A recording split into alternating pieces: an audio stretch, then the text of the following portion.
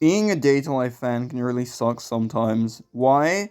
Well, Data Strike, or Date AST like if you want to be that guy, is a spin-off of Data Live about the AST, and I have many opinions on it, so let's go. This story takes place between the Yoshino and Kudumi arcs of the main story and focuses on, well, the AST, obviously. The protagonist of this story is Miki Okamine, even though Origami is on all the covers and it's like she's the main protagonist. As someone who hasn't played Metal Gear Solid 2, this is like Metal Gear Solid 2.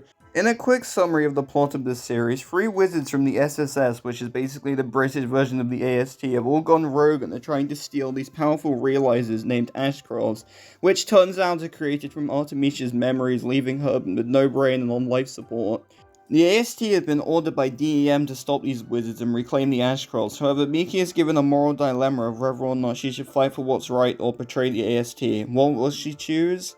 Well, on to how I feel about Miki's character. They really made a random side character in the main story into an actual character in this manga, so good job. Her character arc in a nutshell is basically her dad calls her useless and she joins the AST to prove that she isn't useless.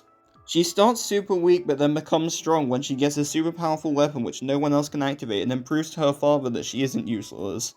Basically her arc and the story in general is pretty shonen. There's a lot of fighting in this manga which is why it would work pretty well as an anime. But anyway, after that Miki, want to talk about ecchi?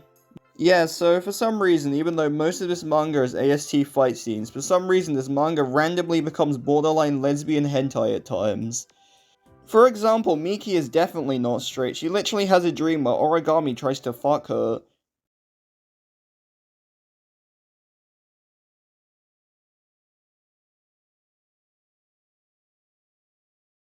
But yeah, this came out of nowhere and is certainly weird, but this is being uploaded in June, so I don't really have a right to complain. So, overall I enjoyed this manga. I'd probably give it like an 8 out of 10 or something. It adds a lot of world building to Data Life and focuses on characters who don't really get much screen time in the main story. So yeah, Did this video at any point feel abrupt, like I moved on to the next section before finishing? Well, that's how I felt when I got to the end of chapter 14 and realized the rest of the manga hasn't been translated. So yeah, I have no idea what happens past that point. Yeah, we have another Dystopia situation on our hands. But I'm not like Data Strike, so let's try and end this video conclusively by predicting how the manga will end.